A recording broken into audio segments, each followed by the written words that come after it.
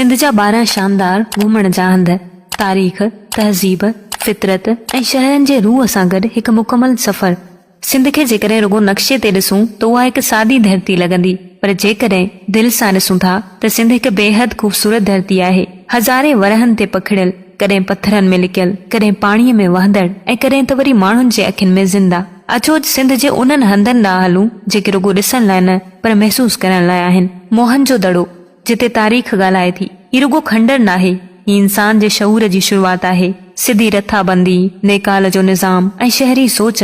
मोहन जो दड़ो ॿुधाए थो त सिंध हमेशा अॻिते तरक़ीअ ॾांहुं वधंदड़ रही आहे। मकली, ठट्टो, वक़्त जो क़ब्रिस्तान, दुनिया जो सभ खां वॾो क़ब्रिस्तान, जिते ख़ामोश पत्थरनि में बि सदियुनि जूं ॻाल्हियूं लिकल आहिनि। बादशाह, आलिम, सूफ़ी, कई सल्तनतूं।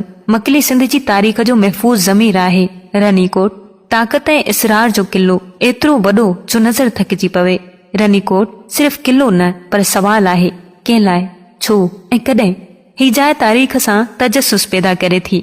गोरख हिल स्टेशन, सिंध जो अलॻि मिज़ाज, जिते गर्मीअ में बि थधि आहे। बादलनि जो उफ़क़ सां संगम आहे। गोरख सिंध खे नई अख सां ॾिसणु सेखारे थो। कींझर ढंढ, नूरी ऐं जाम तमाची जी कहाणी, नीरो पाणी ऐं ख़ामोश लहरूं। कींझर सिंध जी दिलि जी धड़कन आहे। मंछर ढंढ, ज़िंदगीअ जो वॾो इम्तिहान। पाणीअ ते तरंदड़ ॻोठ, महाणुनि जूं ॿेड़ियूं ऐं फितरत सां शफ़क़ जी हम आहंगी। मंछर हुसन सां गॾु हक़ीक़त बि ॾेखारे थी।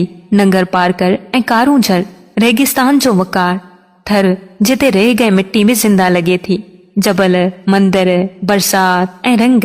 नंगर पारकर सिंध जे तनों जो ज़िंदा मिसाल आहे। सेवण शरीफ़, लाल शहबाज़ कलंदर, धमाल, दुआ ऐं अक़ीदत। सखर, सिंधू सां ॻाल्हाईंदड़ शहर। सखर बिराज, स्नास टाउन पुल ऐं वहंदड़ सिंधू। ही शहर ॿुधाए थो त पाणी, मईशत ऐं ज़िंदगी कीअं जुड़ियल आहिनि।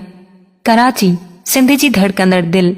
समुंड, बंदरगाही शहर, बाज़ारूं, रोशनियूं। कराची थकाईंदड़ बि आहे पर ख्वाबनि सां भरपूर बि। ही शहर जदोजहद खे उमीद बणाए थो। शाहजहान मस्जिद ठट्टो, नेरियूं टाइल, गूंजंदड़ आवाज़ ऐं फ़ने तमीर जी नफ़ासत। ही मस्जिद अखियुनि सां न दिलि सां ॾिसण जहिड़ी आहे। खीरथर नेशनल पार्क, कुदरत जो असुल चेहरो। जंगली हयात, पहाड़, इंसान खां परे सुकून। खीरथर यादि ॾियारे थो त सिंध सिर्फ़ शहरनि ताईं महदूद न आहे। ही धरती अव्हां खां रुगो वक़्तु नथी वठे, ही अव्हां खे यादूं ॾिए थी। एतिरियूं जो वापसी बाद बि गॾु हलनि। जेकॾहिं अव्हां सिंध ॾिठी आहे त सम्झो अञा बि कुझु रहिजी वियो आहे, ऐं जेकॾहिं न ॾिठी आहे त तव्हांजो सफ़र अञा शुरू ई नाहे थियो। अचो होटलनि खां ॿाहिरि निकिरी मशहूर हंधनि खां अॻिते वधी सिंध खे अहिड़ी तरह ॻोल्हियूं जीअं माण्हू पंहिंजो पाण खे ॻोल्हींदा आहिनि। रस्ता तयार आहिनि, कहाणियूं अव्हां जो इंतज़ारु कनि थियूं। अचो सिंध खे ॾिसूं, अचो सिंध खे महसूस करियूं, अचो सिंध सां मिली वञूं।